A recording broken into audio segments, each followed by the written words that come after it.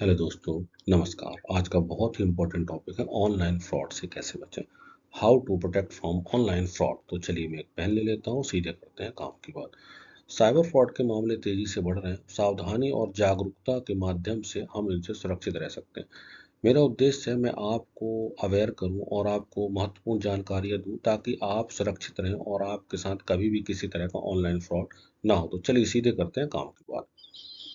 Bank में सबसे पहला काम क्या करना है, बैंक में अपना मोबाइल नंबर जरूर रजिस्टर करवाना है और उसमें एसएमएस फैसिलिटी एक्टिवेट करवाएं ताकि किसी भी तरह का कोई भी बैंक में आपके खाते से ट्रांजैक्शन होता है तो उसकी जानकारी आपको तुरंत मिले। आगे बढ़ते हैं। ऑनलाइन फ्रॉड से कैसे बचें। अनजान ईमेल, संदेश या मतलब एसएमएस या लिंक पर क्लिक नहीं करना है क्योंकि इनको क्लिक करते ही आपके साथ किसी भी तरह का फ्रॉड होने की संभावना बढ़ जाती है। आगे बढ़ते हैं। ऑनलाइन फ्रॉड से कैसे बचें।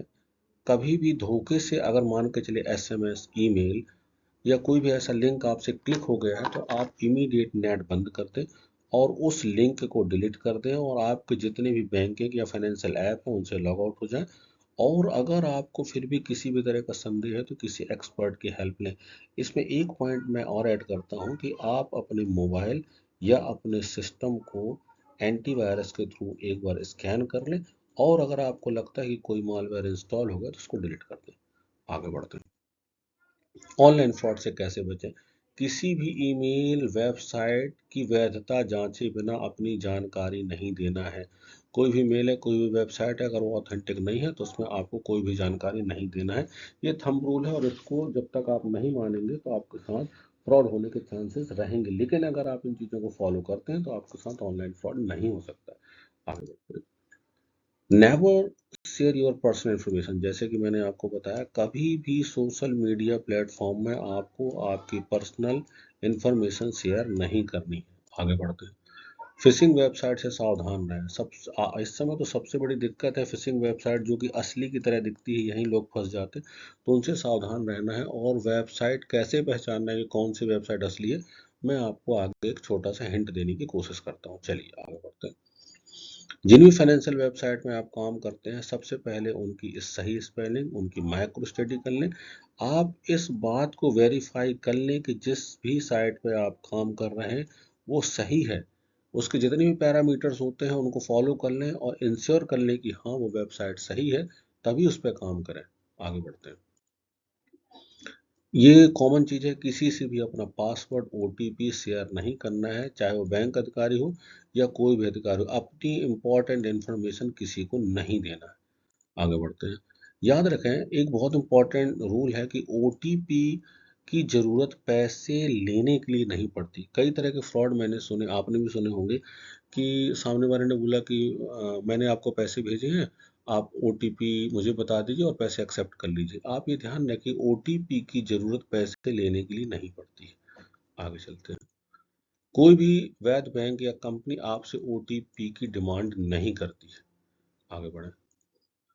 कभी भी केवाईसी या अकाउंट रिन्यूअल के चक्कर में ऑनलाइन ना पड़े, क्योंकि यही क्या होता है, किसी ने कहा हमको केवाईसी करना है या आपका अकाउंट रिन्यू करना है, इसके कारण वो आपसे बेसिक इन्फॉर्मेशन, आपका आधार कार्ड नंबर, बहुत सारे number, credit card number, bank account number मांग सकता है और वहाँ आपके साथ धोखाधड़ी की चांसेस हो सकते हैं। तो इसलिए ऑनलाइन केवाईसी, अकाउंट रिन्यूअल के चक्कर में नहीं पड़ना है। आगे बढ़े। ऑनलाइन फ्रॉड से कैसे बचें। अपने अकाउंट्स के लिए मजबूत पासवर्ड बनाएं और इसे रेगुलर चेंज करें। मजबूत पासवर्ड कैसे बनाना है मैं आपको सरलता से आगे समझाने की कोशिश करता हूँ। अच्छा, एक मेरी सलाह है, अगर बैंक अकाउंट में ज़्यादा पैसे का मतलब ये है कि भाई आपने किसी भी अमाउंट के पैसे रखे हुए हैं लेकिन आपको लगता है कि साल 2 साल या कुछ लंबे समय के लिए आपको अभी उपयोग नहीं है, तो अच्छा रहेगा कि आप बैंक में जा कर के ऑनलाइन ट्रांसफ़र की फैसिलिटी डीएक्टिवेट करवा दीजिए, तो आपके साथ ऑनलाइन फ्रॉड होने का चांस ही खत्म हो जाएगा। आगे चलते हैं।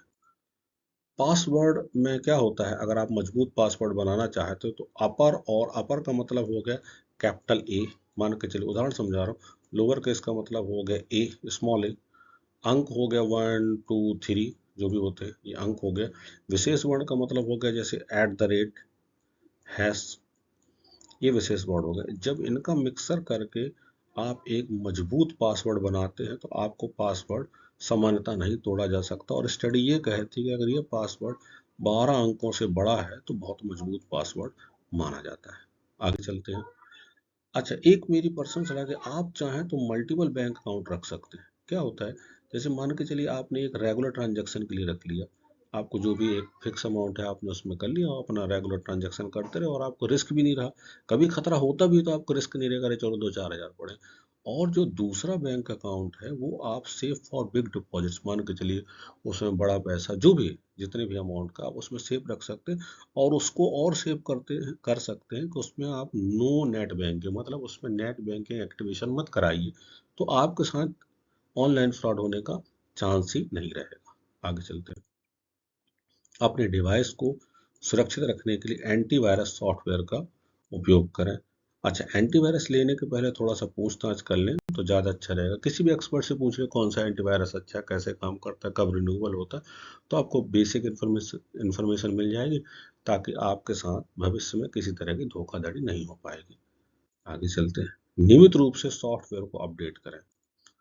सॉफ्टवेयर अपडेट करने का मतलब कि आपने मोबाइल, पीसी पीसी या लैपटॉप में सॉफ्टवेयर को अपडेट करना है, और मोबाइल में जो वर्जन उसके अपडेट होते हैं वो भी अपडेट करना है। आगे चलें। ऑनलाइन शॉपिंग के लिए हमेशा रिलायबल वेबसाइट्स या ऐप का उपयोग करना है। रिलायबल वेबसाइट कौन सी होती है मैं आपको आगे बताता हूँ। रिलायबल ऐप्स कहाँ से आते हैं? रिलायबल ऐप के लिए आप गूगल प्ले स्टोर से जो ऐप डाउनलोड किए जाते हैं, सामान्यतः यह माना जाता है कि रिलायबल है, या एप्पल स्टोर से जो डाउनलोड किए जाते हैं, सामान्यतः यह माना जाता है कि वह ऐप सही होते हैं। आगे चलते हैं। सबसे बढ़िया, मैं फिर से रिपीट कर रहा हूँ कि अगर आप नॉर्मल ट्रांजैक्शन के लिए एक अलग से बैंक अकाउंट रख लेते जिसमें कम पैसा रखते, तो किसी भी तरह की झंझट, किसी भी तरह के ऑनलाइन के झंझट से हमेशा के लिए आप बच सकते हैं। आगे चलते हैं। वेबसाइट की ऑथेंटिसिटी को चेक करने के लिए कि यह वेबसाइट ऑथेंटिक है कि नहीं है, उसका यूआरएल कैसे शुरू होता है ये आप अच्छे से देख लीजिए। इस तरह से यूआरएल शुरू होता है तो ये माना जाता है कि यह वेबसाइट सही है। आगे चलते हैं। क्यूआर कोड करते क्यूआर कोड को स्कैन करते समय भी सावधानी बरतना है। जब भी आप क्यूआर कोड स्कैन कर रहे हैं तो ये देख लें कि वह क्यूआर कोड का ओरिजिन कहाँ से है या सोर्स कहाँ से आया है, और पेमेंट करने के पहले उसकी जो डिटेल होती है वो जांच लें और उसको सामने वाले से कंफर्म कर लें, तभी आगे बढ़े, अन्यथा आप इसका जो एक स्कैम होता है उसके शिकार हो सकते हैं। तो इसमें भी आप सावधानी बरतें। आगे चलते हैं। हमेशा कोशिश करें कि कैश ऑन डिलीवरी विकल्प का उपयोग करें। अगर आप मान के चलिए कोई सामान खरीदते हैं ई कॉमर्स वेबसाइट से, तो कोशिश करें कि सीओडी का प्रयोग करें, ताकि आपके पास जब मटेरियल आए तब आप उसको पेमेंट करें, पहले से पेमेंट ना करें, उसमें फंसने के चांसेस रहते हैं। आगे चलते हैं। एक चीज़ और बताना चाहूँगा, ऑनलाइन अगर आपने कोई प्रोडक्ट खरीदा है तो आपके पास हमेशा डिलीवरी बॉय का मोबाइल नंबर आता है, करेक्ट? और आपके पास एक ऑर्डर डिटेल भी रहती है और एक ओटीपी भी आता है। इन सभी को वेरीफाई करें। जब भी डिलीवरी बॉय आपके पास आपका प्रोडक्ट लेके आएगा, तो उसके प्रोडक्ट में आपके पास जो पहले से ऑर्डर डिटेल है और उसके प्रोडक्ट में दोनों को मैच करें, दोनों सामान दोनों मैच करना चाहिए। उसका जो मोबाइल नंबर है आप लगा के देखेंगे तो उसको वो मैच हो जाएगा, और आपके पास ओटीपी से मैच कर लीजिए, तो आपके साथ फ्रॉड होने के चांसेस नहीं रहेंगे। आगे बढ़ते हैं। ऑनलाइन भुगतान करते समय केवल सुरक्षित आधिकारिक भुगतान गेटवे का ही उपयोग करें। आगे चलते हैं। ये एक इम्पॉर्टेंट चीज़ है कि सार्वजनिक वाईफाई पर बैंकिंग या पेमेंट से बचें। कहीं भी हम जाते हैं, वहाँ वाईफाई का एक्सेस है, हमने अपने मोबाइल को उससे कनेक्ट कर लिया और पेमेंट कर दिया, बस वही हमारे साथ खेल होने के चांसेस रहते हैं। तो इसमें हमको बहुत सतर्कता बरतनी है, अपने पर्सनल नेट से ही बैंकिंग या पेमेंट करना है। आगे बढ़ते हैं। अपनी व्यक्तिगत जानकारी सोशल मीडिया पर शेयर नहीं करना। मैं इसको बार बार रिपीट कर रहा हूँ, क्योंकि यहीं से दिक्कत होती है लोगों को, क्योंकि इन्फॉर्मेशन इन स्कैमर्स के पास चली जाती है और इसका वो दुरुपयोग करते हैं। आगे चलते हैं। अनजान व्यक्तियों से फ्रेंड रिक्वेस्ट स्वीकार ना करें। अरे भाई, हमको फ्रेंड बनाना है तो हमारे शहर में कम है क्या, हम कहीं कहीं भी फ्रेंड बना सकते हैं?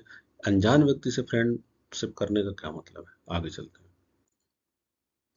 यदि आपको धोखाधड़ी का सामना करना पड़ा तो इमीडिएट इसकी रिपोर्ट करें, इसमें लेट करना ठीक नहीं होता है। आप शिकायत दर्ज कर सकते हैं। अच्छा, बैंकिंग ऐप्स का उपयोग करते समय अधिक सतर्क रहें। सबसे बड़ी समस्या, क्योंकि पैसा तो बैंक में रहता है ना, तो सबसे ज़्यादा दिक्कत यही होती है कि आप बैंकिंग ऐप्स का यूज़ कर रहे हैं तो स्कैमर्स की नज़र उसी में होती है, आपको क्लोन या गलत टाइप का बैंकिंग ऐप कुछ भी। तो हमारा कहना है, पहले आप जिस भी बैंकिंग ऐप यूज़ कर रहे हैं उसकी ऑथेंटिसिटी हर तरह से चेक कर लें, बैंक में जाके चेक कर लें, या आपको जैसे चेक करना हो वैसे चेक कर लें, पर चेक कर लें। चेक करने के बाद ही आप उसमें किसी भी तरह का ट्रांजैक्शन करें, और ट्रांजैक्शन भी करते समय 10-20 रुपए का ट्रांजैक्शन करें पहले, ताकि वो भी चेक हो जाए। उसके बाद जब आप इंश्योर हो जाए कि हाँ ये बैंकिंग ऐप ऑथेंटिक है, सही है, तब उसमें आगे बढ़े। आगे चलते हैं। नियमित रूप से आप अपने बैंक खातों की लेन देन की जांच करें। भाई, आप जो भी आपका खाता है, आपका उसमें स्टेटमेंट आएगा, आप उसको नियमित रूप से चेक करते रहिए, तो आपको पता चलता रहेगा कि हाँ सब ठीक चल रहा है। आगे चलते हैं। कई बार बहुत से ऑफर्स आते हैं सोशल मीडिया में जो आपको बहुत अच्छे लगते हैं। ये ध्यान रखें कि फ्री में कोई भी ऑफर आपको फंसाने के लिए किया जा सकता है, इसलिए ऐसे ऑफरों से बच के रहना है, सावधान रहना है। यही से ऑनलाइन फ्रॉड की शुरुआत हो जाती है। आगे चलते हैं। किसी भी अनजान व्यक्ति से पैसे ना भेजें और ना एक्सेप्ट करें। करेक्ट। आगे चलते हैं। सबसे बड़ी चीज, सतर्क रहें, सावधान रहें और सही जानकारी रखें, और द मोस्ट इम्पॉर्टेंट है वो है अपडेटेड रहें। जैसे मैं आपको अपडेटेड करने की कोशिश कर रहा हूँ, मैं आपको जानकारियाँ देने की कोशिश कर रहा हूँ, मैंने स्टडी की है। इसी तरह से आप और लोगों की भी जानकारी एकत्रित करें। मेरी जानकारी पर पूरी तरह से रिलाय ना करें ना, पूरी तरह से मेरे भरोसे ही रहें। मैं बता रहा हूँ, हो सकता है मुझसे भी 2-4 पॉइंट छूट सकते हैं। आप अन्य लोगों की भी स्टडी करें, और आप एक पॉइंट, एक पेज में नंबर वाइज लिख लें। मान के चलिए मैंने कुछ बताया, मेरे से आपको कुछ अच्छी चीज़ें लगी वो लिख लें, किसी ने कुछ बताया उससे कुछ अच्छी चीज़ें लगी वो लिख लें। इस तरह से अपने आप को आप सब तरफ से जानकारी एकत्रित करके हमेशा अपडेट रहें, तो आपके साथ ऑनलाइन फ्रॉड कभी नहीं होगा, और अपने दोस्त मित्रों को भी इसकी जानकारी दें। आगे चलते हैं। और हमारा कहना है कि फिर भी लगता है कि कुछ कमी है, तो आपके शहर में साइबर एक्सपर्ट होते हैं, उनकी जानकारी लें और उनसे जाके समय लें, उनके पास बैठें और उनसे सीखें कि सर किस किस तरह से हमको बचना है। तो मैंने आपको कुछ बताया, कुछ वो बताएंगे, तो आपका ज्ञान और बढ़ेगा और आपके साथ फ्रॉड नहीं होगा। आगे चलते हैं। मान के चलिए कि आपका मोबाइल गुम गया, तो सबसे पहले क्या एक्शन लेना है? सिम लॉक कर दीजिए। दूसरा एक्शन क्या लेना है? बैंक अकाउंट फ्रीज कर दीजिए। और एक चीज़ और, अगर आपके साथ कभी कोई किसी तरह का फ्रॉड हो जाता है तो इमीडिएट आप 1930 पर कॉल करें और आपके साथ हुए फ्रॉड की पूरी जानकारी दें, और आप देखेंगे उसमें इमीडिएट एक्शन लिया जाता है। और आगे लोकल साइबर पुलिस को इन्फॉर्म करें। आपके यहाँ साइबर पुलिस आपको नहीं पता तो आपके बगल में जो थाना हो वहाँ जाएं, वहाँ बताएं, वो आगे की कार्रवाई करेंगे। और सबसे बड़ी बात, जल्दी एक्शन लें, घबराना नहीं है। आगे भी मैं आपको बहुत शिक्षाप्रद वीडियोस लाने की कोशिश करूंगा, मैं रिसर्च कर रहा हूं, मैं और अच्छी वीडियोस बनाने की कोशिश कर रहा हूं, मैं छोटे छोटे टॉपिक को, ताकि छोटे छोटे टॉपिक आपको वीडियो बना के दूं, ताकि आपको समझ में आए और आपके साथ भविष्य में किसी तरह का फ्रॉड ना हो पाए। तो चलिए मिलते हैं अगली वीडियो में, तब तक के लिए थैंक यू वेरी मच। नमस्कार।